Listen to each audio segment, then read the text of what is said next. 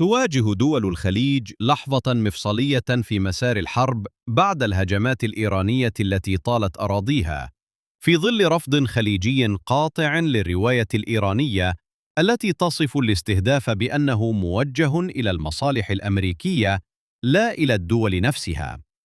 ويقول محللون إن إيران دخلت الحرب الحالية بعدوين فقط، هما إسرائيل والولايات المتحدة، لكنها خرجت من اليوم الثاني وهي تواجه ما لا يقل عن 7 أعداء، بعد أن أدى توسيع دائرة الرد في اليوم الأول إلى انضمام دول إضافية استهدفت بشكل مباشر أو غير مباشر.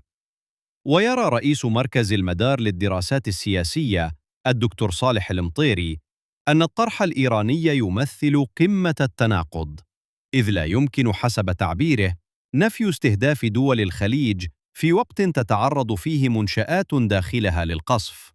وأشار المطيري خلال حديثه للجزيرة إلى أن هذه الدول لم تكن مؤيدة لاستهداف إيران، إذ دعمت مسار المفاوضات ونصحت الإدارة الأمريكية بعدم توسيع المواجهة، غير أن التطورات الأخيرة وضعتها أمام واقع مختلف. ووفق المتحدث، فإن دول الخليج تجد نفسها أمام مفترق طرق، إذ يصعب برأيه العودة إلى علاقة طبيعية سواء بقي النظام الإيراني الحاني أو أتى نظام بديل، بعدما أثبتت الهجمات المباشرة على منشآت مدنية صحة مخاوفها السابقة من البرامج الصاروخية الإيرانية. وخلص إلى أن ما جرى يعزز القناعة بأن هذه البرامج الصاروخية موجهة أساساً إلى دول الخليج، وأن الردود الإيرانية بدت أقرب إلى إطلاق صواريخ عشوائية من دون قدرة ردع متكافئة. من جانبه، وصف المحلل المختص بالشؤون السياسية والأمنية راشد المهندي ما جرى بأنه صدمة لدول الخليج التي سعت إلى منع اندلاع المواجهة. ورفض المهندي السردية الإيرانية التي تحاول تصوير الهجمات على أنها موجهة حصراً ضد المصالح الأمريكية، معتبراً أن إدخال دول الخليج في الصراع بهدف الضغط على واشنطن أمر مرفوض خليجياً.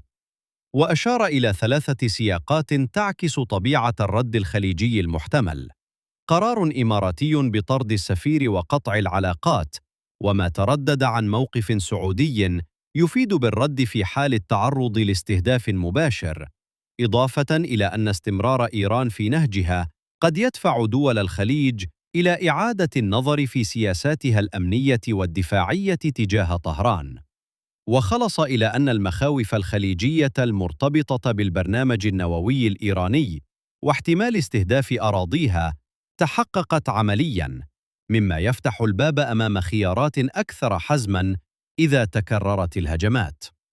وفي هذا السياق، أكد وزراء خارجية مجلس التعاون الخليجي أن خيار الرد على العدوان الإيراني أصبح مطروحاً رسمياً لحماية الأمن والاستقرار الإقليمي، بعد استمرار طهران في تنفيذ هجماتها رغم المساعي الدبلوماسية لتجنب التصعيد.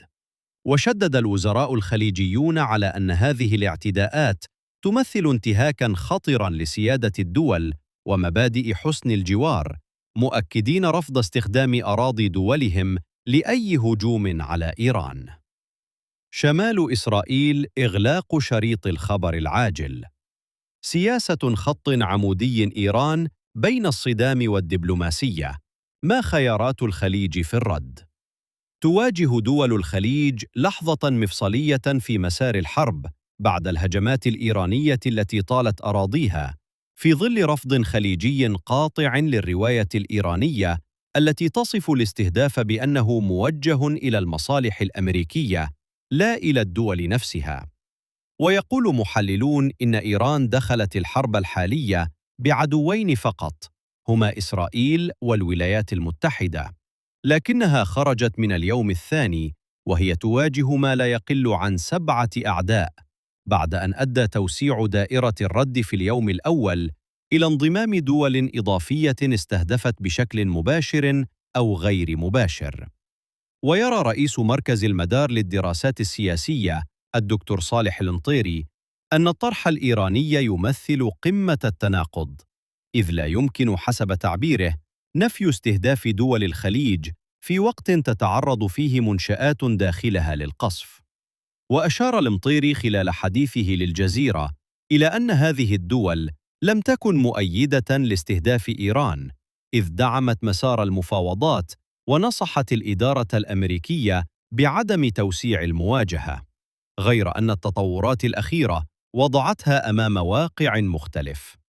ووفق المتحدث، فإن دول الخليج تجد نفسها أمام مفترق طرق، إذ يصعب برأيه العودة إلى علاقة طبيعية سواء بقي النظام الإيراني الحالي أو أتى نظام بديل، بعدما أثبتت الهجمات المباشرة على منشآت مدنية صحة مخاوفها السابقة من البرامج الصاروخية الإيرانية.